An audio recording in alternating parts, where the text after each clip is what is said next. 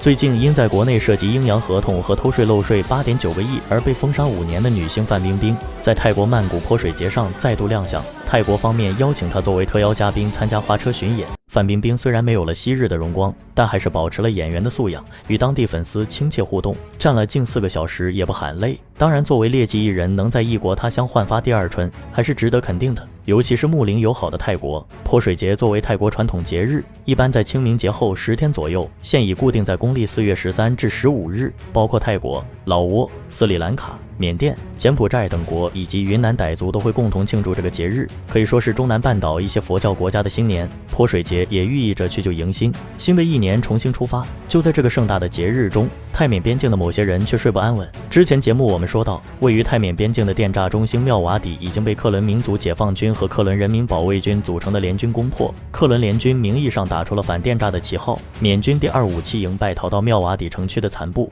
面对克伦联军的围剿，可以说毫无胜算。克伦民族联盟方面也已经宣布，将在妙瓦底及其周边地区建立独立的行政机制，取代原先的缅军政权。不过缅军方没有就此罢手，目前妙瓦底以西高加利附近的缅军55师增援部队沿囧多公路突破克伦联军封锁后，集结了3000兵力，准备重新夺回妙瓦底。另外一个不确定因素是，之前苏奇都领导的克伦边防军由于临时脱离缅军序列，宣称中立，并没有在冲突中受到波及，仍然驻守在水沟谷电诈园区周围，似乎与克伦联军和泰国方面达成了默契，想保下电诈园区。据此前缅甸相关媒体报道，妙瓦底电诈园区开年之后就在扩大规模，大量招人，而且就在上个月，苏奇都还向园区人员收取过每人8891泰铢的保护费。在妙瓦底KK 园区只是其中一个较为知名的电诈园区，除此之外还有钻石园区、富力园区、大象园区、凤凰园区等近20个园区，每个园区内又有几十家电诈公司。光妙瓦底一个镇，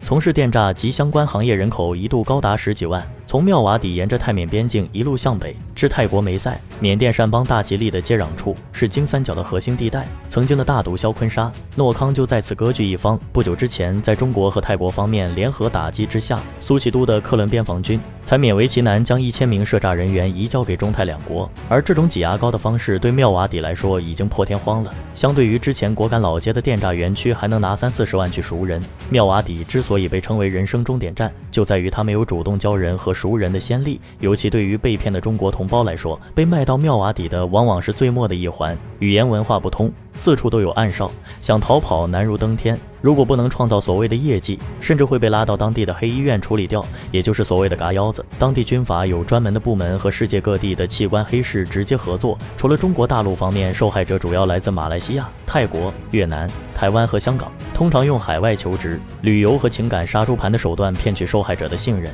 然后从泰国或柬埔寨辗转送到妙瓦底的电诈园区。根据泰国警方2023年8月份公布的数据，每年大概有近7万人从泰国被贩卖到了缅甸妙瓦底，相当于平均每天有将近200人被卖过去。妙瓦底已经沦为第2大人口贩卖集散中心。从地理环境上说，泰国和缅甸两国接壤，边境线非常长，给打击犯罪造成了很大难度。就在今年3月，泰国发出了一则通告，呼吁大家不要去泰国西部的美索地区旅游。而美索和缅甸的妙瓦底只隔着一条默爱河，泰国也凭着旅游优势成为了各地人口贩运的源头和中转站。近期英国广播公司 BBC 报道了一则案例，讲述了斯里兰卡一小伙如何从泰国被贩卖到缅甸妙瓦底的过程。拉维是一名计算机从业人员，2023年初，他从网上得知泰国曼谷的一家公司正在招聘数据人员，月薪是37万卢比，相当于1200美元。随后包括拉维在内的一群斯里兰卡人被送往泰国曼谷，接着又被运送到泰国西部的美索。拉维回忆说，我们被带到一家酒店，但很快就被移交给2名枪手，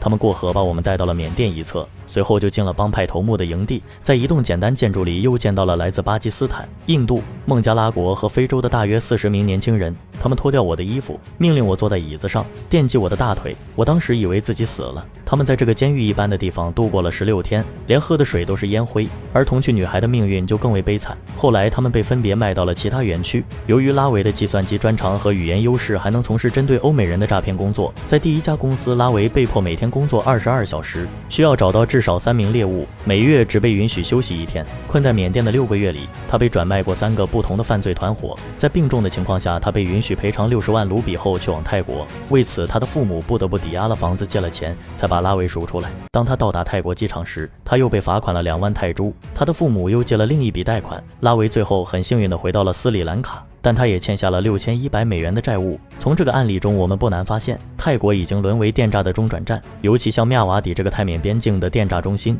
包括电信和电力都是由泰国方面提供的。泰国一侧美索的很多产业也与电诈直接相关。之前还有报道称，在泰国美索几乎不用检查就能直接进入缅甸妙瓦底，难道这里面没有利益勾连吗？宋干泼水节上，我们看到了泰国热情友好的一面，但如果泰国方面继续纵容电诈和黑产生根，不对盘踞在泰缅边境的黑恶势力进行打击，泰国也迟早会沦为下一个缅甸。